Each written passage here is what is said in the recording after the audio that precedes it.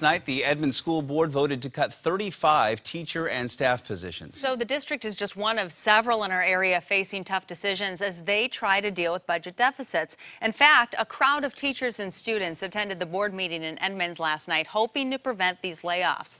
Meanwhile, the president of the Edmonds Education Association blaming legislators and a change in the school funding formula. Brandi Kruse is here with more on the impact this could have on students. Yeah, well, it kind of goes without saying that if you take teachers away, unless you're losing a bunch of students, your class sizes are going to get bigger. And that's a concern. You know, if you're going to cram more kids into the same classroom, and this is the reality not only facing the Edmonds School District, but several other districts in our area that are facing budget shortfalls. Tacoma Public Schools, the Puyallup School District. Today is the deadline for them to tell teachers whether they will still have a job for the next school year. So these are the districts that we're watching very closely. So to talk more about the impact that all of this could have on students in our area is the Superintendent of Public Instruction, Chris Reykdal. He joins us live on the phone. Chris, good morning to you.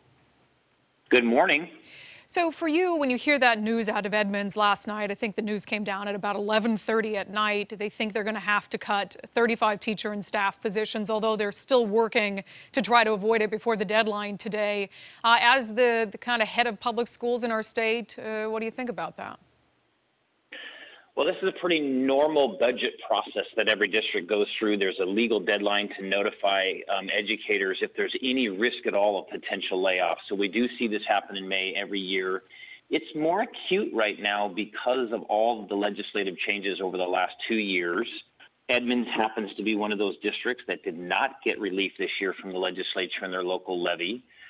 So while the legislature has cut $1 billion out of local funds that voters approved, they gave some relief to many districts around the state this session. But if you are a district primarily between, say, Marysville and Tacoma, you are not likely to get that relief in the plan that the legislature provided. So districts will make these hard choices. It's why we elect local school boards. They will reflect their local community.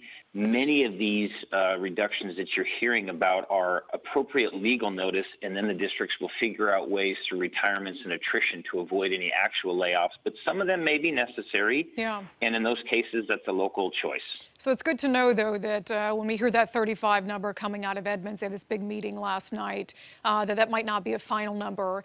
If they are, though, if we are going to lose teacher jobs, and again, we're keeping an eye on Tacoma and Puyallup this morning, both districts that had teacher strikes last year. Gosh, it just seems like so much going on.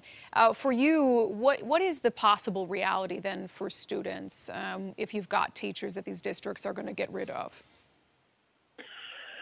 Well, most of the districts who ever face this, they work really hard to insulate the classroom from direct impacts. And so I think you'll see administrators cut. We're seeing that in some places at the district level. Occasionally, a building administrator sees reductions. That's really tough because, as you know, without vice principals or deans of students, discipline issues can get a little bit tricky. So most of the impact will not fall on the classroom, but occasionally it might. And in that case, you definitely see scenarios where class sizes might go up, or you might lose support staff in a given classroom. So where you may have had several students with high needs and an assistant in the classroom, maybe that just goes back to a regular traditional certificated teacher without the support staff.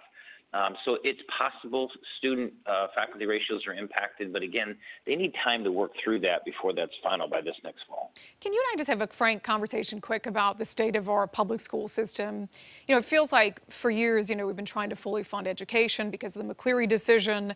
We've had these teacher strikes. We've had these really contentious negotiations. We're hearing about teacher layoffs in school districts because of levies and all this stuff, and it just seems never ending. But would you say, that our education system itself, the education our kids get every day when they walk in the classroom, has that improved throughout all of this? Absolutely. And we're seeing that reflected in a couple ways. I mean, you just saw the news and you all reported yesterday, we're now the #1 nation in the country in terms of ranking, or #1 state. Yeah. And part of that attribution is education, both K-12 and higher ed. There's one assessment that all the states take in common. Everything else is mostly mythology, but there's one assessment every state takes in common, and they offer it in the 4th and 8th grade. And we are top 10 in the United States of America in math and English language arts, the 2 tested subjects for our 8th graders. So we know our performance is improving. It's just that every 30 or 40 years, the legislature completely changes how we finance schools, and there is always this shockwave for 2 years or so afterwards. Labor contracts have to be renegotiated, and then budgets have to be reevaluated before it can settle down. And now we're in the 2nd year of that. So this will get calmer, but there's a little bit of tension still left in the system. All right, Chris Reykdal, the Superintendent of Public Instruction, giving us maybe a light at the end of the tunnel there to look forward to, that all of this is going to sort of sort itself out. So we're going to be waiting for news of those teacher layoffs. I'm sure you will as well, but we appreciate your time this morning. Thank you very much. Yeah. So there